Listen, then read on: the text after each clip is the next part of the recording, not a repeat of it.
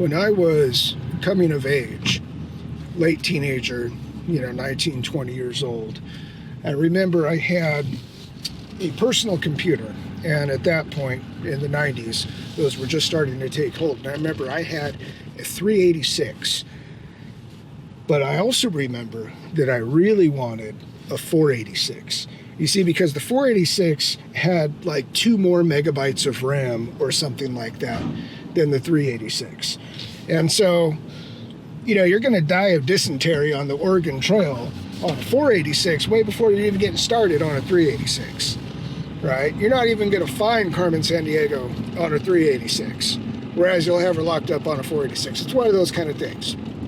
Now, looking back at it, from here we are 20, 30 years later, it seems silly because the computers that we have now, just the ones that we have access to, even the ones in our phones that we carry around, the ones on the watch that I'm wearing right here are hundreds, thousands, I don't know, maybe even million times faster than a 386 or a 486. And in retrospect, we see that the difference between those two models was not very great.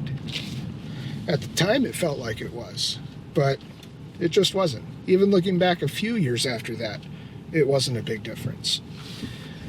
I feel like that same conversation is happening right now with cameras and the camera industry in 2024.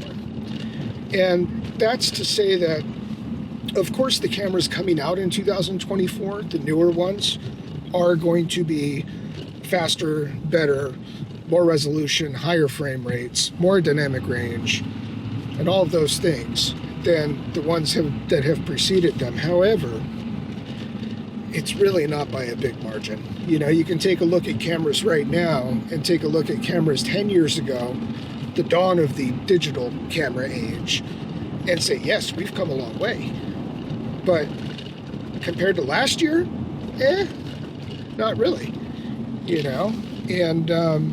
and that's one of the reasons that for my work, shooting interiors, mostly stills, a few years ago's crop of cameras, they do just as good of a job.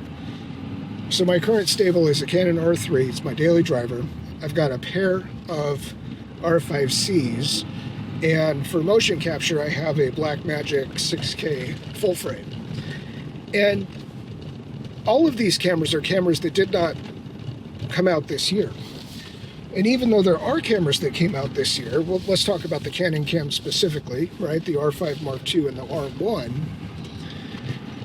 Those cameras don't really appeal to me because for what I do, they don't do anything appreciably different. Now, I will say that the R1, for what I do, would be better than the R3. I know that people think that's kind of silly. It's okay, well, hey, you're shooting interiors, are still subjects, and the R3 and the R1 are fast action cameras. Yeah, I get that. But there are reasons, when it comes down to the speed of the body, the stability of the network as I'm wirelessly tethering to an iPad and such. There are things that make those bodies very appropriate for that work. That they are only 24 megapixel actually helps when you're transferring files between editors and such. And so, the R3 right now is still the right camera for me for that kind of work. But would the R1 be better? Sure.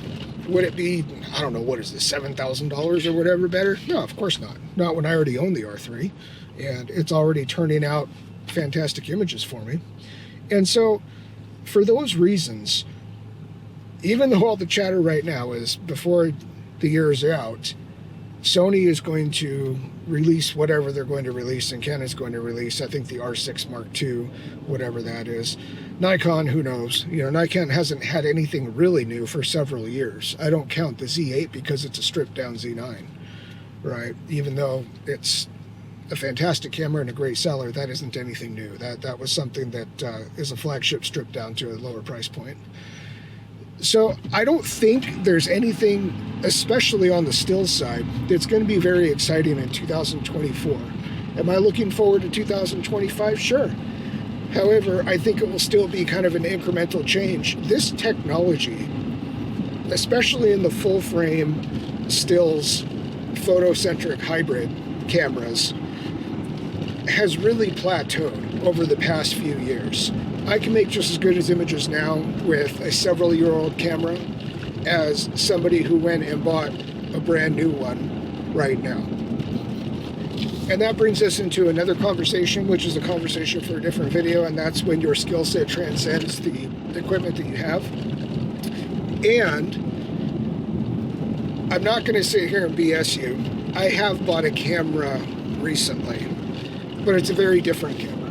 So the one that I have bought recently is the Leica Q3 43. And like I said, that's a very different camera than the other ones that we're talking about. And there's a reason that I bought it. So that's going to be another video too. So anyway, let me know what you think down in the comments below. Are you excited for cameras in 2024? I'm kind of not.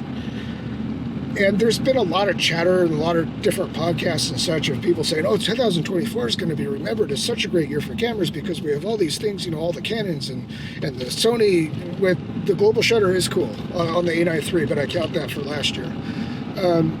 I don't know. I don't see it, but let me know what you think.